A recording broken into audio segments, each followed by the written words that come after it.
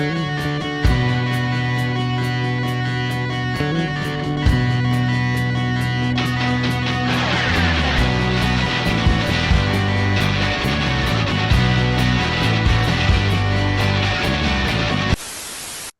to what's going to be a little bit of a mini, I think, episode of the breakdown, because we're not going for our normal Lord of the Rings length. The guests that we have today, they're a little outside of our normal sandbox, but it actually turns out that it's really quite pertinent to what's going on in Alberta, especially today, because we're recording this on October 31st, which is, for so many reasons, a very bad day in the province of Alberta. All of that aside, very excited to welcome to the show Member of Parliament. That's right. I said Parliament for Winnipeg, Leah Gazan, and the leader of the NDP at the federal level. Oh, there's going to be so many heads exploding for this. Very excited to welcome to the show leader of the NDP, Jagmeet Singh. Thank you both so much for joining us today. Thanks Thank for you for having having us. So I want to sort of frame the conversation a little bit, because normally we play in the provincial politics sandbox and that keeps us fairly busy. But your folks reached out to us to talk about an issue that is painfully pertinent in the province of Alberta right now, because we're doing very badly here. We're doing very, very badly. But you folks reached out specifically to talk about sort of the wide birth of care, reproductive health care, and gender-affirming care. So, and here's the fascinating thing. I noticed in the initial information that I was provided by your party that the goal is to use Opposition Day to put in a motion. And I was speaking with Leah, and I said, "So when's Opposition Day?" And I got a fascinating answer to that question. Mr. Singh, if you could talk a little bit about what's the plan and when does it happen? Sure. Yeah. The plan is, I mean, Leah and I will both talk about this, but it is our belief that fundamentally it's your body, your life, your choice. Like that is what it is. And if that's the case, then we need to make sure we defend the right to choose. We defend reproductive services and abortion services. And that means people should be able to get a trauma-informed abortion care wherever, whenever they need it. And that is now becoming harder and harder. So in Alberta, for example, our concern is that we got people that really only have clinics in either Calgary or Alberta or in Edmonton. So in Alberta, you got two choices. And for people, they've got to come from far away sometimes to get these services. And on top of that, and Lee will go into more detail on this probably, we've got Daniel Smith giving Covenant, privatizing healthcare to Covenant, and that's already inherently bad. But on top of that, Covenant refuses to provide abortion services. So for people that might make use of an abortion pill that could be prescribed by a doctor or a nurse, that's something that they would not support. They would not allow, they would refuse.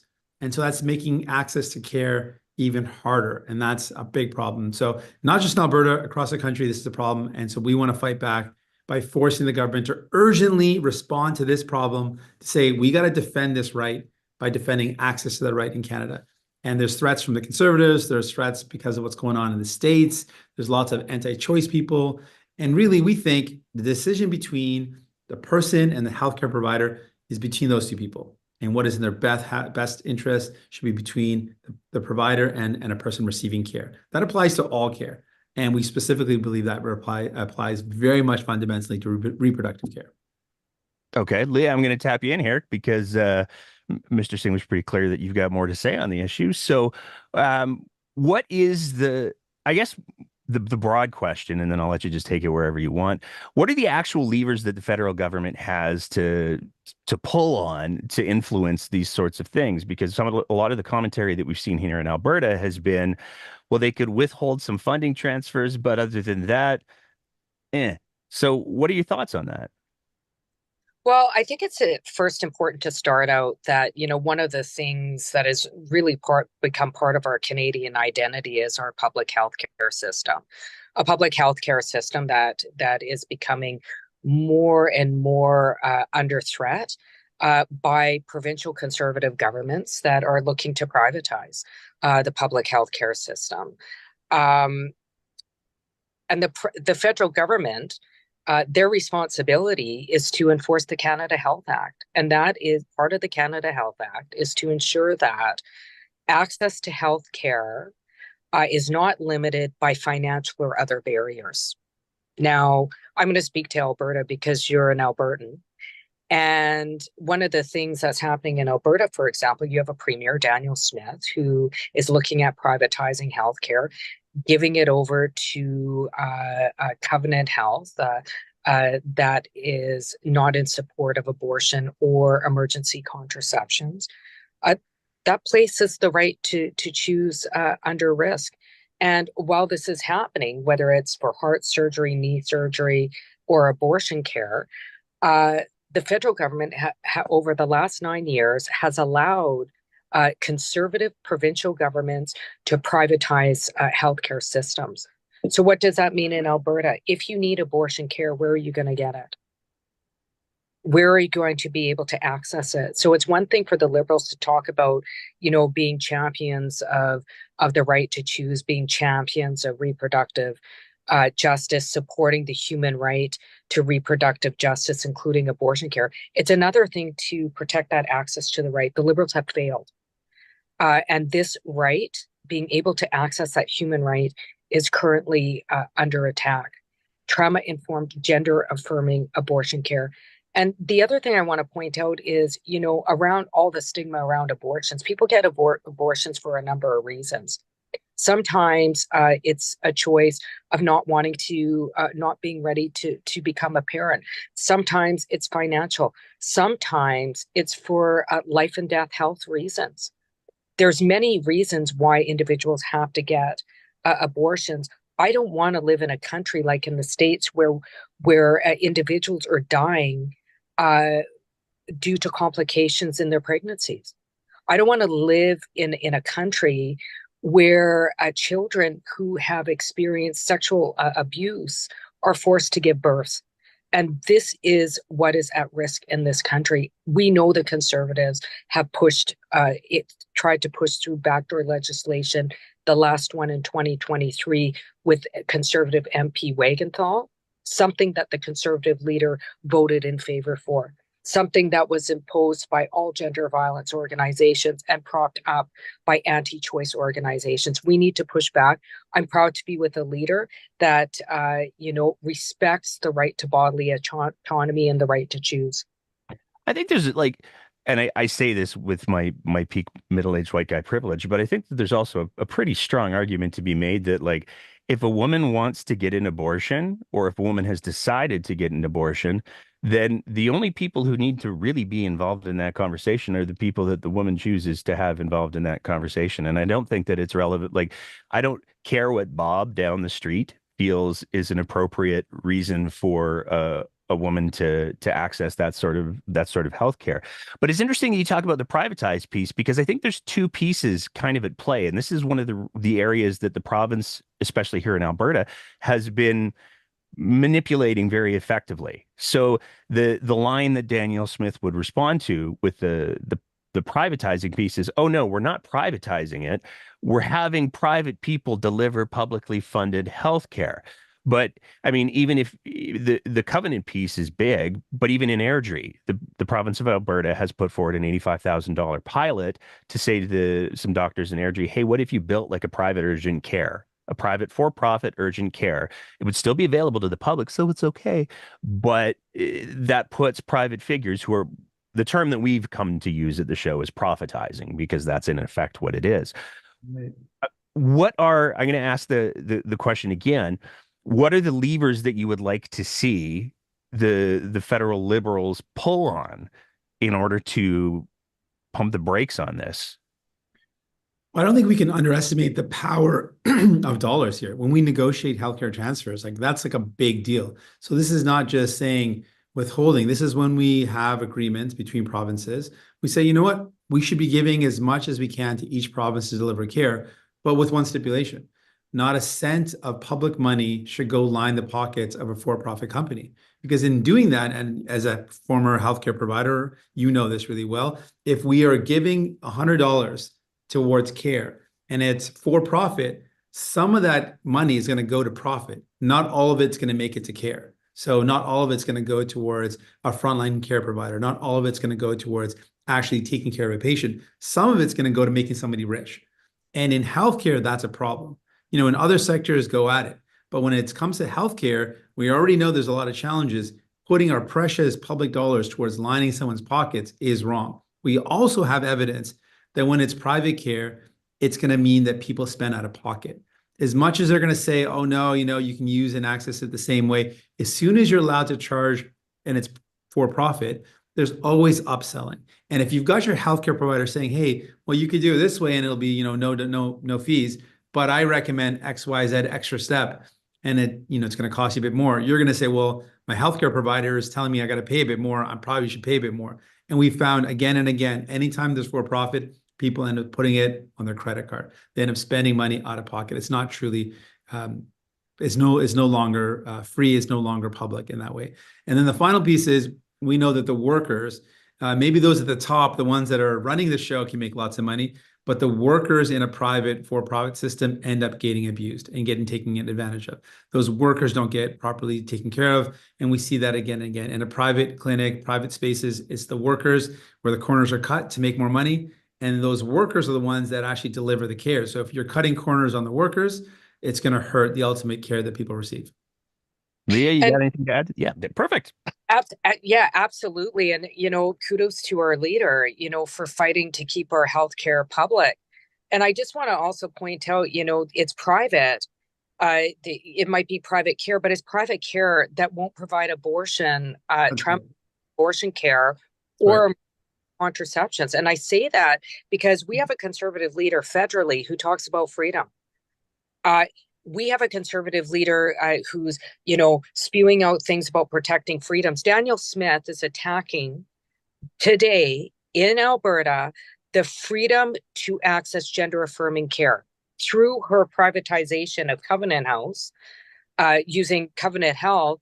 She is privatizing health, which doesn't protect the freedoms of an individual's right to choose. Freedom for some, not the others. A conservative leader that supports Danielle Smith in her endeavors of privatization, an attack on the fundamental freedoms that are embedded in our charter. Conservatives are not about freedom at all. They're about freedom for some, and attacking the charter rights for others.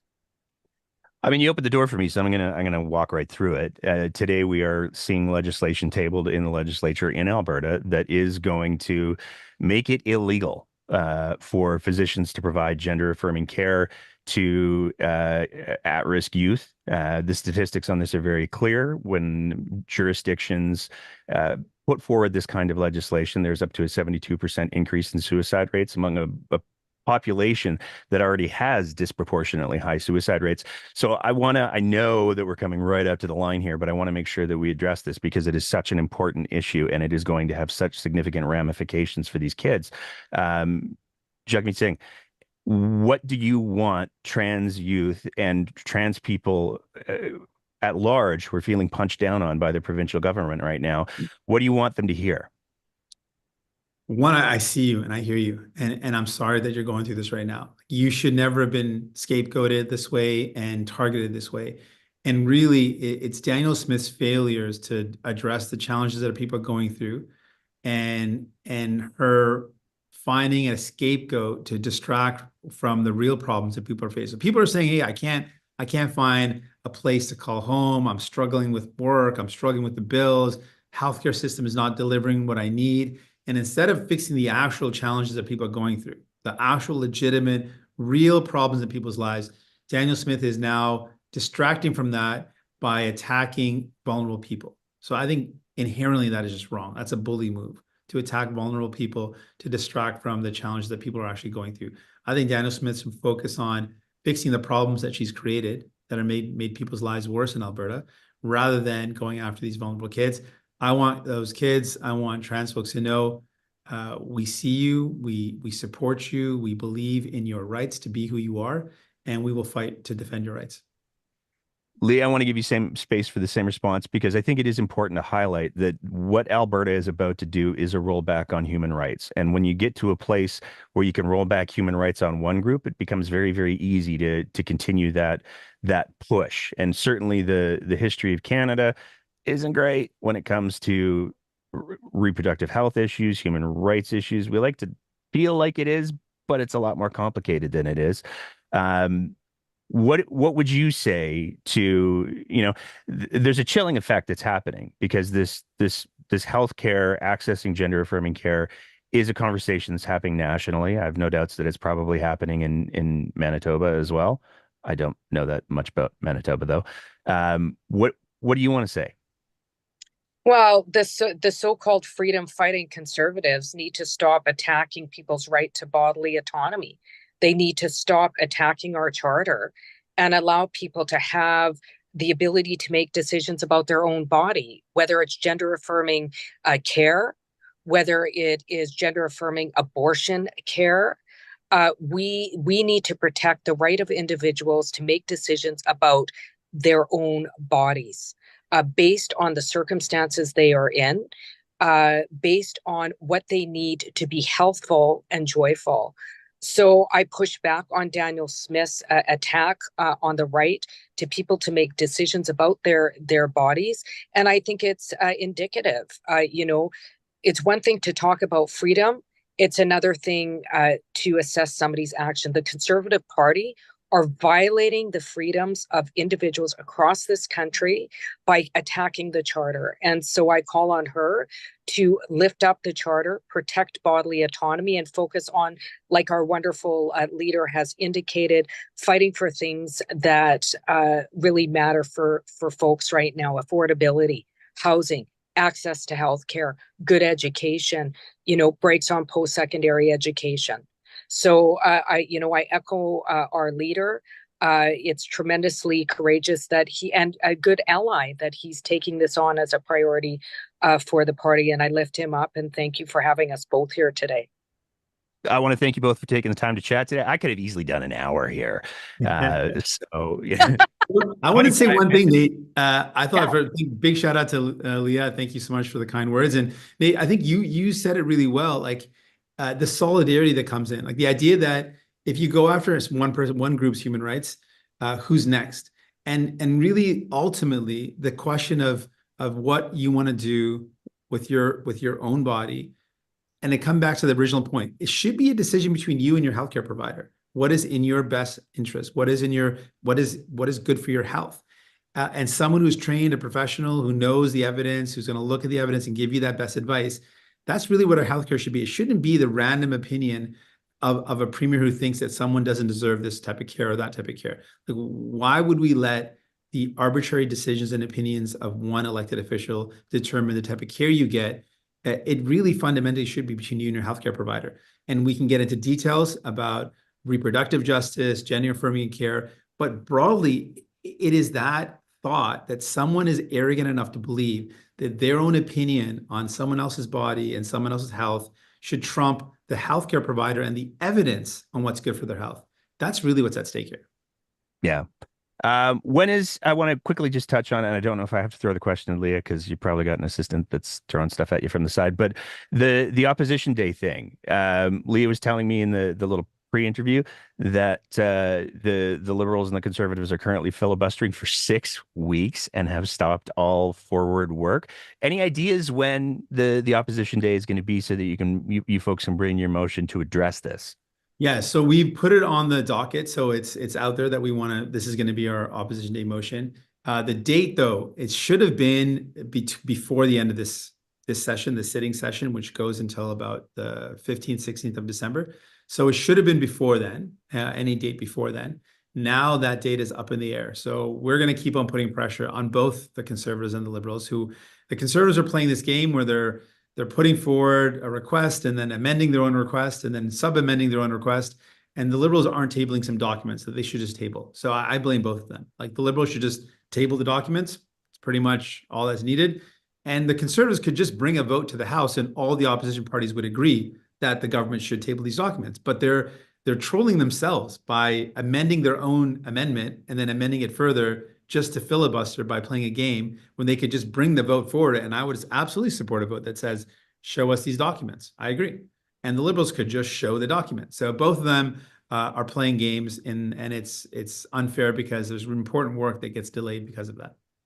Perfect. Thank you so much for taking the time to chat today. I think I pushed you about 5 minutes past where I'm supposed to. So to the person, you did well. It's I very fair. apologize. Thanks for having us. And that's it for another episode of The Breakdown. As always, if you appreciate the kind of content that we're trying to produce here, we would love nothing more than if you thought about signing up to be one of our Patreon sponsors at www.patreon.com/thebreakdownab, where for just the price of a fancy cup of coffee a month, you can help us continue to produce this kind of content. Whether you're listening to the audio version of the podcast, in which case, maybe leave a review and a rating, or whether you're watching it on one of our streaming platforms, we want to say a big thank you to everybody who is part of the Breakdown's audience. And as always, take care of each other and keep the conversation going.